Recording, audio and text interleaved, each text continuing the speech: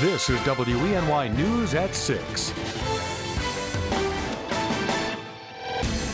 Hello and good Thursday evening, everyone. I'm Renata Steele. Thank you for joining us for WENY News at 6 o'clock. Well, it is Thursday, but race weekend just about in full swing. And if you are at Watkins Glen International, we are waiting for a sight to behold. Some are calling it a spectacular event. Is the NASCAR haulers are getting ready to arrive as teams gear up for the races this weekend. WENY's Jennifer Sheehan is live at Watkins Glen International. Jennifer? Hey guys, what you see here is a list of the 44 haulers coming in right now. We can hear them hot and heavy in the background honking. And joining us now is Ryan Bells. And believe it or not, 44 is a lot less than has ever been here. And why is that, Ryan? That's for sure. Usually there's a souvenir hauler for each of the teams, but instead NASCAR this year decided to save money and gas and come up with the NASCAR Fanatics tent, which is out in the midway instead of a souvenir hauler for each of the trucks to save on gas and everything. Oh my goodness, absolutely incredible. Like I said, we hear those sprint haulers coming in right now. So throughout the show, we're going to bring you quick clips of everything from the track renovations to sports and what's happening over the next few days. And hopefully by the end of the show, we'll show you this marvelous parade that's going to be coming right behind us. Back to you guys.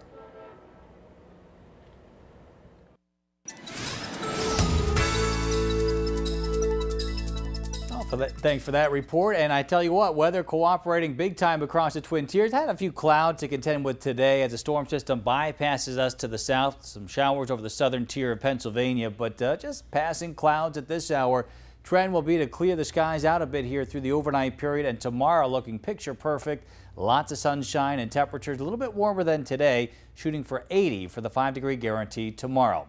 For the time being, though, 73 degrees. We have a mix of sun and clouds, relative humidity at 50%, pressure falling off just a bit, and we have a northeasterly breeze at 9 miles an hour. 73 in Penn Yan, 74 right now in Dansville, 74 as well in Corning and Wellsboro currently at 71 degrees. Over in Thurston, we're 72 there, 68 in Erin, and 71 in Ridgebury. So for tonight, another comfortable sleeping night.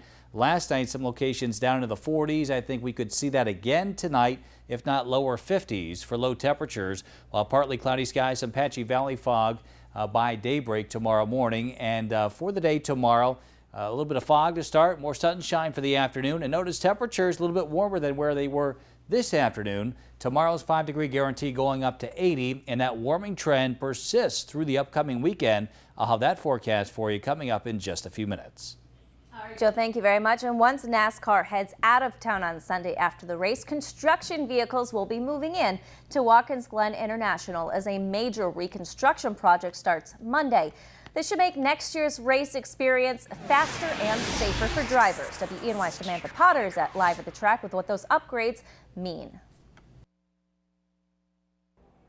That's right, Renata. Now take a quick look at the track. You can see there's some cracks that have been filled over the years, and it's not as smooth as it could be. But after this weekend's race, that's all going to change. Well, it's time. You know, as you go around the track, you'll notice there's a lot of concrete patches. The day after the Cheez-It 355, the Watkins Glen International Racetrack will undergo major construction. The whole track will be torn up and new asphalt surface will be put down, making race speeds increase and lap times go down for drivers. The project is expected to cost between $9 and $15 million, some of those costs being covered by the state. WGI was awarded more than $2 million from the New York State Regional Economic Development Council to help with repaving. I know a lot of the drivers are excited. It's going to be a very fast surface. We're going to see some speeds that we haven't seen at Watkins Glen International in quite a while. A private contractor that specializes in resurfacing racetracks across the country has been hired to complete the project. Since NASCAR doesn't use the boot section of the track, crews have already started tearing up the concrete on that part. We're looking forward to getting it done, and next spring I'm sure we'll have a lot of testing.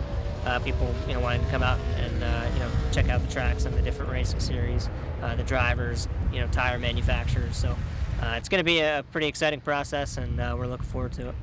The whole project is expected to be done by November. So like I said, construction will begin on Monday, but the winner of the Cheez-It 355 will actually break ground at the start-finish line after Sunday's race. Now WENY will continue to follow the upgrades to the track and keep you updated. Reporting from Watkins Glen International, Samantha Potter, WENY News. And of course, we can see some of those haulers coming in off the track as they make their way over to the garage. Thank you very much, Samantha. That big race, of course, only a couple days away, but people are starting to arrive in the area by the masses. This includes race teams as well, of course. WENY's Isabel Garcia took a trip to the airport in Ithaca to find out what travelers can expect for this upcoming busy weekend. The Ithaca-Tompkins Regional Airport will see more than a dozen team planes fly in this weekend, bringing in thousands of personnel for the big race. We are the busiest airport in the southern tier because we're balanced with a lot of general aviation traffic, and that's what's happening this weekend. You see charter airplanes coming in supporting the NASCAR teams. So it's a pulse in activity, but it's something that we can easily handle with the capacity here. Airports across the region are well aware of what it takes to prepare for heightened traffic, and NASCAR weekend is no exception. It's considered the airport's biggest event of the entire year.